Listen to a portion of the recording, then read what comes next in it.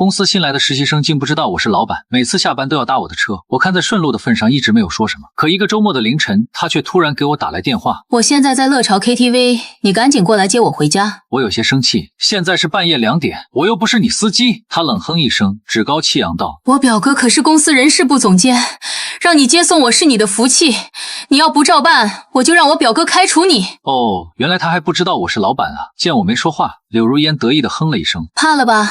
怕了就赶紧过来，路上给我带杯热牛奶，我上车就要喝。听着他依旧嚣张的催促和命令，我笑了。柳如烟是1个月前入职的，当时我刚从车间巡视回来，工装还没换，一进电梯就碰到了面试成功的他。他皱眉瞟了我一眼，下意识跟我拉远了距离。在公司所有人看到我都会敬畏的与我保持距离，所以我也没当回事儿。结果第二天下班的时候，我正打算开车回家，柳如烟却自顾自拉开我的车门，坐上副驾，傲慢开口：你是公司的车间技术工吧？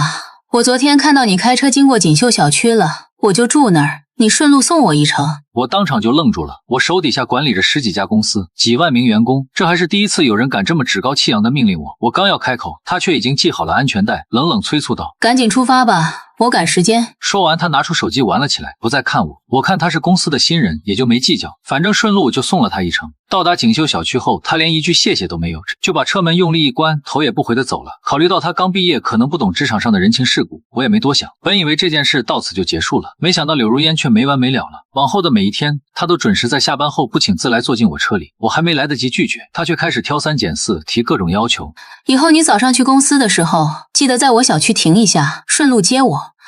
我不喜欢烟味，虽然这是你的车，但你以后不许在车上抽烟。今天我比你早下来3分钟，你下次注意，别再让我等。你这座椅太硬了，明天记得给我垫个软毛坐垫。你这车的颜色我不太喜欢，有空的时候去贴个粉色的车膜。之前我还一直想不通，怎么会有人做到一边蹭车占便宜，一边摆出高高在上施舍般的姿态。现在我知道了，原来是因为人事部总监是他表哥啊。你怎么不说话？动身了没有？电话那头传来了柳如烟不满的催促。我打着哈欠道：没有，我要睡觉，你自己打车吧。说完我直接挂断了电话。不等我放下手机，铃声再次响起，又是柳如烟。你疯了，竟敢挂我电话！你知不知道我表哥现在就在我旁边？我漫不经心地回了句：哦，所以呢？柳如烟不屑地嗤笑出声。这你都不懂，难怪你只能在公司底层做苦力。我告诉你，我今天请我表哥一家唱歌喝酒，感谢他找我进公司。你但凡有点眼力见，就赶紧过来帮我把 KTV 的账结一下，再把我们这群人挨个送回家，给我表哥留下一个好印象。你做的让我们满意了，我可以考虑帮你美言几句。到时候我表哥一句话就能把你从车间调到办公室。好一个如意算盘，原来不只是想让我过去当司机，还想让我当结账的冤大头。我顿了顿，试探性问道：你确定你表哥一句话就能让我升职换岗？人事部总监的权限虽然挺大，但远没有到能随意调动岗位的程度。中层以上的任免需要副总审批，核心岗位的调整更是要经过总裁办公会，而这些流程的最终批复都会呈到我的办公桌上，需要我的签字确认。但柳如烟却毫不犹豫道：当然，我告诉你，上个月市场部有个老员工，因为跟我表哥拌了句嘴，就被我表哥调去了仓库。那人在公司干了6年了，说调走就调走，连吭都不敢吭一声。所以你别不识抬举，我表哥在公司的能力不是你这种底层能想象的。我沉默了2秒，突然想到上个月确实有一个能力不错的老员工从市场部调到了仓库，当时我还觉得奇怪，问过一嘴为什么能力这么强的老员工要去仓库，结果副总说是员工主动申请，希望调整岗位。我还以为他是嫌市场部太累，便签字同意了，没想到竟然是柳如烟的表哥在搞鬼。我深吸一口气，沉声感叹道：那你表哥在公司挺有手段啊。柳如烟没听出我的话中内涵，得意的炫耀：你才知道，我表哥说等过段时间会把我们家族里的男女老少全部弄进公司，让我们家里的势力遍布各个部门，到时候整个公司就是我们一家人说了算。好一个人事部总监，野心还真不小。我勾了勾嘴角，又问：你表哥这么做就不怕老板知道？柳如烟嗤笑了一声，信誓旦旦道：我表哥说了，公司老板是我们市的首富，手底下管理着10几个大企业，根本顾不上我们这个规模最小的分公司。只要老板不在，我表哥就能只手遮天。我笑了，我手底下确实管理着10几个大企业，可那些大企业的运转基本已经稳定，除了一些重大决策需要我处理，其他事基本已经不用我管。反倒是这家规模最小的公司，经营了几年都没什么起色，所以这段时间我基本每天都在这家公司打转，要么去视察车间，要么去了解市场行情，就是想查查问题出在哪里。现在我总算知道了，原来是内部出现了害虫啊！你到底来不来？我告诉你，等我们家人进公司，个个都是你的领导。你现在不巴结我，以后有你受的。听着电话那头柳如烟的威逼利诱，我笑了。巧了，我这人从来不喜欢巴结人。你们一家人既然这么有本事，那就自己想办法回家吧。说完，我直接挂断了电话。柳如烟气急败坏又发来消息：一个底层车间工还敢跟我唱反调，你等着！我不仅会让我表哥开除你，还会让你被整个行业封杀。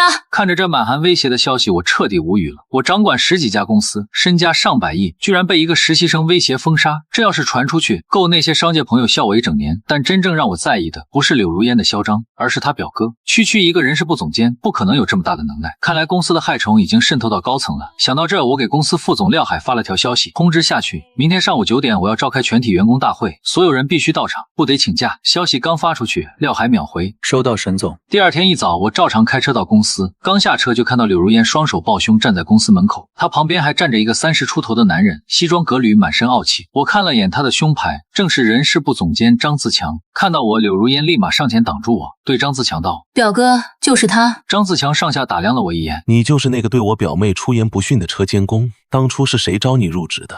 我怎么没见过你？为了省去那些繁琐的礼仪，我一般来公司都会保持低调，不仅穿着普通开的车，也是家里最便宜的代步车，所以公司只有核心高层人员才知道我的身份。他一个人事部总监，当然没资格见到我。听到张自强的话，柳如烟顿时像是抓住了什么天大的把柄，眼睛都亮了。表哥，连你这个人事总监都没见过他，那他肯定是走后门进来的，你赶紧开除他。张自强笑了笑，一脸不屑道：原来是个走后门的，难怪这么没有眼力见。说着，他扬了扬下巴，倨傲的开口：看在你接送我表妹上下班1个月的份上，我可以允许你继续留在公司，但你必须要遵守以下几个要求：一、关系费5万，直接打在我的个人账户上，不然我一句话就能让你这个关系户离开公司。二、你要保证以后每天都得接送我表妹上下班，并且对她言听计从，有求必应。三、昨天你没听我表妹的话过来接我们，这件事你得做出相应补偿，打车费算你1000，喝酒唱歌的费用总共4000块。还有我表妹被你气得一晚上没睡觉，精神损失费1万，现在你总共欠我们6万5，现金还是转账？我从来没想过，身为一个公司老总，我竟然会被自己的员工索要入职费，而且还是在我的公司门口光明正大的要。说完，张自强直接翻出了自己的收款码，等着我老实转账。柳如烟也一脸幸灾乐祸地看着我，眼底满是复仇的快意。看到这一幕，许多员工围了上来，大家对张自强的行为都见怪不怪。有人同情地看着我，叫我赶紧给钱，不然就不能留在公司。有人则一脸戏谑地讽刺我，说我惹谁不好，偏偏惹到了张总监。看大家这反应，我忍不住问张自强，想要进公司的人都得在你这交5万块的关系费吗？张自强冷笑了一声，那得看情况。像你这种没有经过正规招聘流程进来的人，我作为人事部总监帮你补办手续，摆平档案，难道不应该收点辛苦费？柳如烟点头附和，就是我表哥肯收你的钱，那是看得起你，就像我坐你的车一样，那也是你的福气。我顿了顿又问，如果我拒绝呢？张自强的脸色瞬间冷了下来。拒绝？我告诉你，今天公司老板要亲自过来召开全体员工大会，到时候我只要在老板面前提一嘴，说你是违规入职的关系户，你不仅保不住工作，连介绍你进来的那个人也要跟着倒霉。所以你最好想清楚，6万5买一个安稳，对你来说不亏。柳如烟双眼一亮，迫不及待确认道：表哥，今天公司老板真的会过来？张自强点了点头，对，副总一大早就在群里发了通知，让大家务必到场。柳如烟立马整理发型妆容，激动问道：表哥，那你知道咱们老板喜欢什么类型的女人吗？你看我有没有机会？张自强上下打量了一眼柳如烟，你年轻又漂亮，应该没有哪个男人能拒绝，这也是我招你进公司的原因。等老板过来了，我会想办法向他引荐引荐你，要是你能俘获老板的心，那咱们家族才是真的一飞冲天。柳如烟闻言咽着口水道：表哥，你放心，我一定会想办法让老板爱上我的。看他们这样，我忍不住感叹道：老板可不会喜欢你这样的。柳如烟顿时怒了，你这个小员工懂什么？赶紧把该给的钱给一给，不然等我成了总裁夫人，你想巴结讨好我都不够格。我没说话，张自强也没了耐心。最后问你一次，6万5给还是不给？我看着他平静道：不给。张自强双眼一眯，沉声道：既然你不识好歹，那就别怪我不客气了。说完，他叫来保安，赶紧把这个非法入职的底层车间工赶出去。得到命令，几个保安立马上前，就要将我赶出公司。关键时刻，不知道谁喊了一声：廖副总来了。闻言，所有人都朝廖海看了过去，纷纷恭敬问好。廖海环顾人群，皱眉问道：怎么回事？为什么大家都聚在公司门口？张自强立马上前陪笑恭敬道：廖副总，我刚抓到咱们公司有个违规入职的关系户，没经过正规招聘流程就混进了公司，而且此人态度极其恶劣，不仅不配合调查，还对我出言不逊。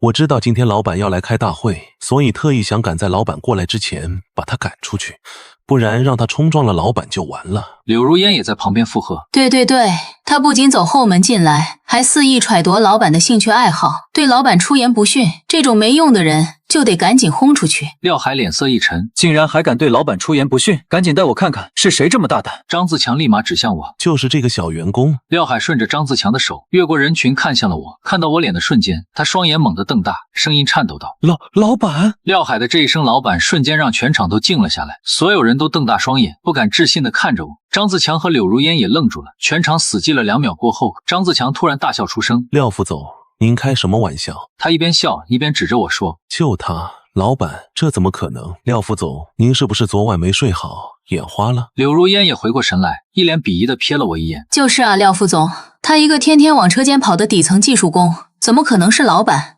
咱们老板可是市首富，手底下10几家公司，身家上百亿。他呢，穿着地摊货，开着10几万的代步车，哪有一点老板的样子？不仅是他们，现场还有不少员工也纷纷附和。是啊，我天天在车间看到这人，他总跟那些底层工人们混在一起，哪有大老板这样的？上次我还看他蹲在流水线上帮工人修机器呢，手上全是机油。老板能这么干？对，上周午饭时间我还在食堂碰到他，他端着餐盘排队打饭，吃的跟咱们一样，是12块钱的套餐。咱们公司的老板好歹是本市首富，怎么可能会这么低调啊？张自强听到这些议论，底气更足了，他双手抱胸，似笑非笑地看着廖海。廖副总，您该不会是被这个骗子蒙蔽了吧？还是他跟您说了什么，让您产生了误会？听着这些话，廖海脸色阴沉，立马呵斥：张自强，你给我闭嘴！张自强被这声吼吓了一跳，脸上的笑容僵住了。廖海则快步走到我面前，腰弯成了90度，声音都在发抖：沈总，对不起，是我管理不力，让公司员工目中无人，让您受委屈了。我摆了摆手，示意他直起身来，然后看向张自强，平静地说：张总监，你觉得公司老板应该是什么样子的？张自强上下打量了我一眼，嘴角挂着不屑的冷笑：至少不会像你这样穿着地摊货，开着破车，天天在车间里跟工人们混在一起。哦，我笑了笑，那老板应该怎么做？穿名牌西装，开豪车，坐在办公室里吹空调？那当然。张自强理所当然地说：老板是公司的门面，当然要有老板的样子。你看看你，浑身上下哪有一点老板的气质？柳如烟在旁边帮腔：就是我表哥说的对，你要是老板，我把这公司的门槛都舔干净。人群中有人忍不住笑出了声，而廖海则郑重开口道：都闭嘴！我经常跟老板汇报工作，怎么可能认错人？这就是我们公司的创始人、董事长兼 CEO 沈彦洲沈总。沈总平时保持低调，是为了更好地了解公司的实际情况。他每天穿工装，吃食堂，甚至去车间干活，都是为了亲身体验一线员工的工作状态，发现公司存在的问题。你们闯下大祸了！廖海的声音震耳欲聋，语气和表情更是前所未有的认真。见他这般，刚刚还在嘲笑我身份的众人顿时愣住了，一个个重新打量起了我，眼底有震惊，有审视，还有一丝畏惧。张自强也终于正视起了这件事，他不敢置信地看了眼我，然后又问廖海：廖副总，你确定他真的是沈总？廖海没好气道：废话，我还能当众拿这种事开玩笑不成？说到这，廖海的眼神突然凌厉无比。张自强，你真是好大的胆子，竟敢在公司门口当着这么多人的面向公司老板索要6万5千块钱的关系费和精神损失费，你知不知道你这是在自掘坟墓？张自强的脸猛地白了，手也不自觉地握紧了手机，他的手机页面还停留在那个收款码上。柳如烟更是整个人都傻了，她瞪大了眼睛，面无血色地看着我：不可能，你怎么可能是老板？柳如烟呆住了，张自强却立马反应过来，转向我，脸上堆起了笑：沈总，这可真是大水冲了龙王庙。他搓了搓手，笑嘻嘻地讨好我：您也真是的，怎么不早说自己是公司老板呢？您但凡早点亮明身份，我都不至于跟您开这种玩笑啊。我看着他挑了挑眉，开玩笑？他连连点头：对啊，就是开玩笑。我之前提出的那6万5就是跟您闹着玩的，您这么大一个老板，总不能当真吧？柳如烟也回过神来，赶紧附和：就是沈总，我也是跟您闹着玩的，咱们这叫不打不相识呀。您想想，我怎么没坐别人的车，偏偏坐到了您的，说明咱们俩有缘，这都是上天安排的。沈总，您大人有大量，应该不会跟我一般见识的，对吧？我看着他没有说话，他的笑容渐渐有些挂不住了，但还在强撑：再说了，我坐您的车，那也是给您偿面子。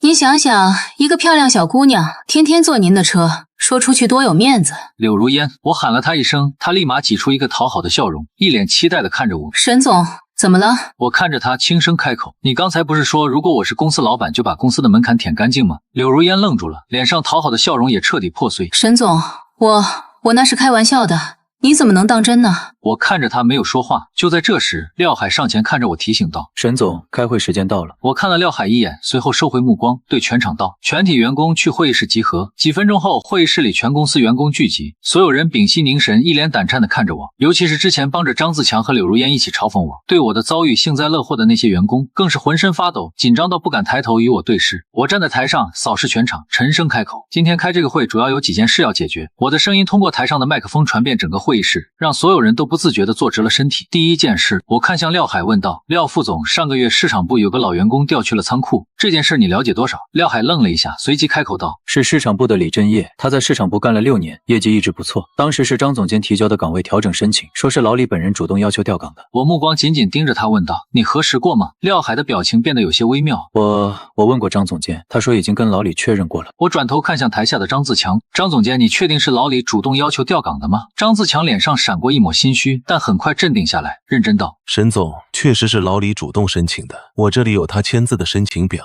我冷笑出声：“是吗？”然后拿出一份检查报告。那为什么我派人去调查这件事时，老李的妻子却说，老李因为跟你发生口角争执，被强行调去仓库，郁郁寡欢，甚至还因此查出了中度抑郁，现在人还在住院治疗。闻言，张自强身子猛地一抖，显然是没想到我竟然会去提前调查这件事。而柳如烟则是想起了什么，突然脸色苍白的低下头，心虚到不敢吱声。整个会议室都安静了下来，所有人都看向张自强，他的额头上又开始冒汗了，但他依然强撑着说：“沈总，这中间可能有什么误会，老李当时确实是……”张自强，我打断他，冷冷道：“你确定要当着全体员工的面继续编下去？”张自强戛然而止，没再说话。我则继续道：“你在公司5年了，对吧？”张自强立马点头：“对，沈总，5年零3个月。”说着，他迫不及待道：“这5年里，我可是一天都没有休息过，为公司操碎了心。”操碎了心？我眉头微皱：“你确定？”可不是嘛。他毫不犹豫的点头，语气里甚至带着一丝委屈：“沈总，您也知道，咱们公司这几年效益不好，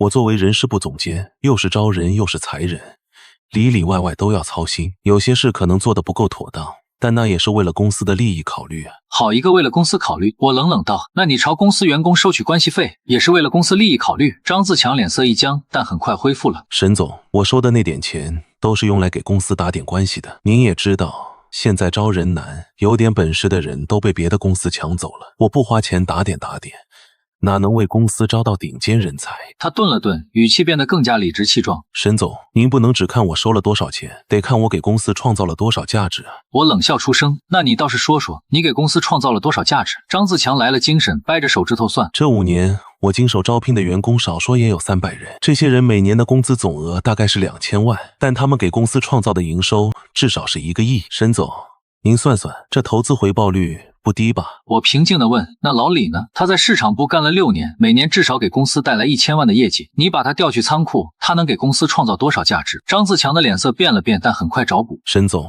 老李那是个特殊情况，他脾气太冲了，做出了点业绩就目中无人，严重影响了团队氛围。我身为人事部总监，为了顾全大局，只能把他调走，这也是为了咱们公司的团结着想，不是针对他个人。”什么目中无人，为公司团结着想？分明是老李不服从张自强随意安插他的亲戚朋友们进公司，所以才提出异议，被张自强公报私仇，恶意报复。我懒得再听他狡辩，直接道：“张自强，你这些年在公司的所作所为，我都已经调查得一清二楚。这5年，你利用职务之便收受关系费，违规调整岗位，威胁恐吓同事，与供应商内外勾结，虚报招聘费用，挪用部门预算，以上种种行为，已经严重违反了公司的管理制度，触犯了法律。我宣布，从今天起，解除张自强人事总监的职务。”闻言，张自强脸上的镇定终于强撑不下去了：“沈总，您不能这样，我这些年在公司没有功劳也有苦劳啊。”苦劳？我笑了。你把一个干了6年的老员工调去仓库，逼得人家得了抑郁症，这叫苦劳；你把公司当你们家的后花园，往里面塞关系户，这叫苦劳；你以权谋私，收受贿赂，威胁同事，这叫苦劳。张自强，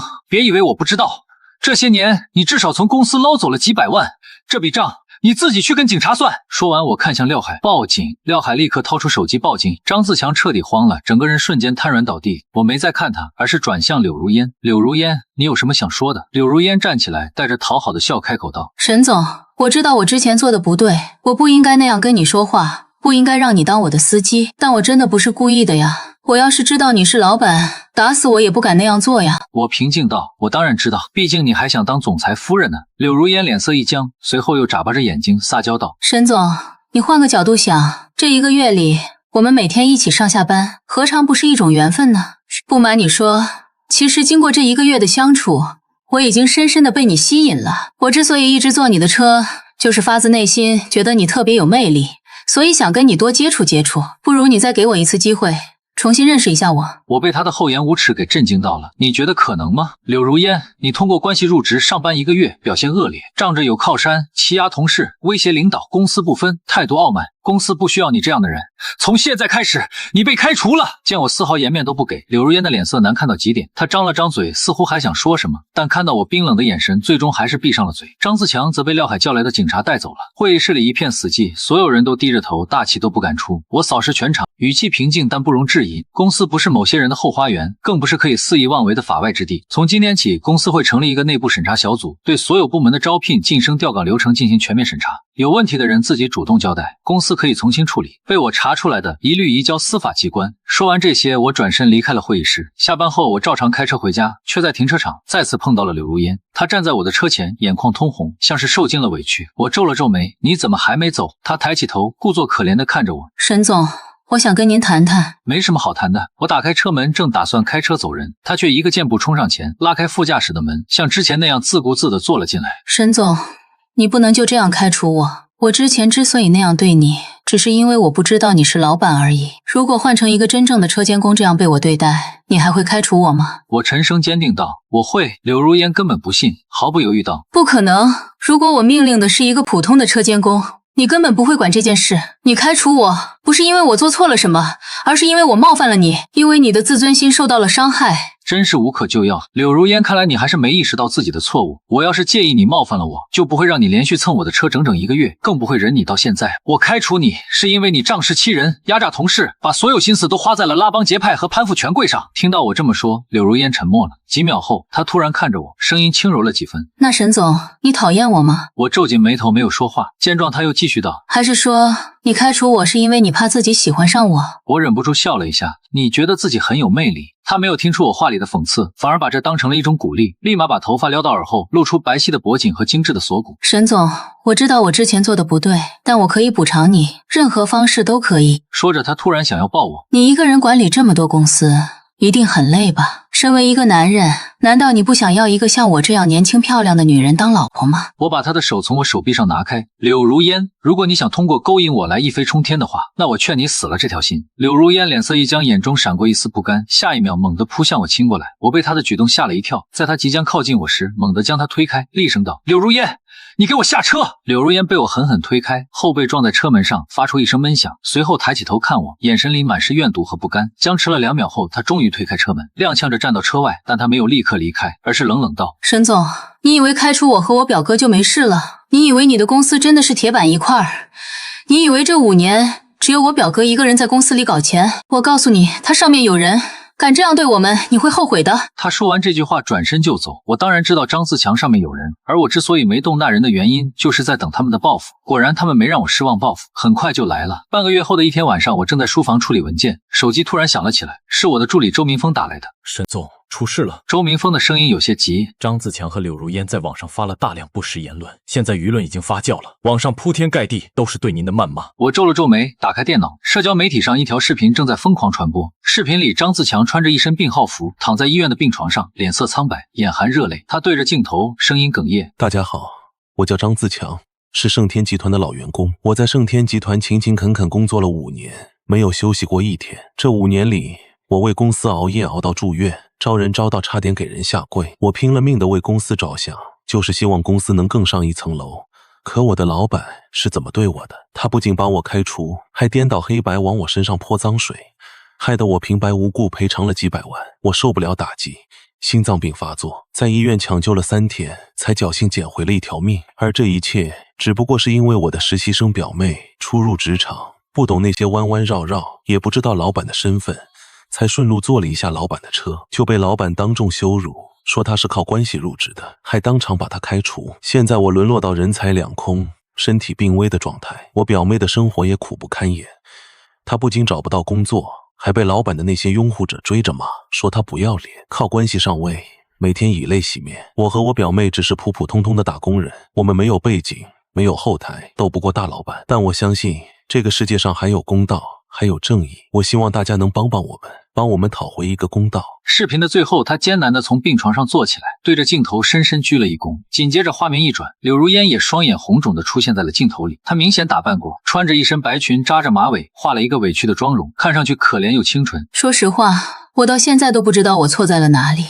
我只是看到公司有人跟我顺路，所以才好说歹说让他顺路带我一下。事后我也一直道谢，甚至还主动提出要给他车费油费。我已经非常小心翼翼，非常有礼貌了。为什么他要这么针对我呀？难道就因为我没认出来他是老板，他就要这样羞辱我吗？我只是一个刚毕业的大学生呀，我怎么知道一个大老板会每天装穷在公司闲逛？我满怀憧憬的进入职场，每天加班到凌晨，努力工作，却因为坐了老板的车就被当众羞辱、开除、封杀，这真的公平吗？难道有钱人就可以为所欲为，员工就活该被老板活活逼死吗？张自强和柳如烟说的有模有样，画面之惨，言辞之切，简直让人潸然泪下。这段视频一经发布，便像病毒一样迅速扩散，评论区里铺天盖地都是对我的谩骂。什么黑心老板，仗着自己有几个臭钱就欺负打工人，人家小姑娘坐个车而已，何必这么斤斤计较？盛天集团老总身为首富，心胸却如此狭隘，妥妥的黑心资本家，压榨员工，支持两人维权，抵制无良企业。一时间，我成了全网口诛笔伐的对象。有人恶意 P 图，曝光私人手机号，大量辱骂、骚扰电话不断打来，甚至还有人扬言要去公司门口闹事。周明峰在电话那头急得团团转。沈总，要不要发一个声明澄清一下？我翻看着那些评论，沉默了几秒，然后说：不急，现在发声明，别人只会觉得我们在洗白，等他们表演够了，我们再收网也不迟。周明峰虽然不理解，但还是应了下来。好的，沈总。挂了电话，我继续翻看网上的评论。张自强和柳如烟显然是有备而来，他们不仅发了视频和文字，还买了一批水军带节奏。那些水军在评论区里疯狂刷屏，添油加醋编造各种谣言，抹黑我的人品与行事作风。谣言越传越离谱，越传越荒唐，但偏偏相信的人越来越多，造谣一张嘴，辟谣跑断腿。但好在我早就做好了准备。第二天一早，我照常开车去公司，刚到公司门口就看到一群人举着横幅围堵在门外，横幅上写着还张自强公道，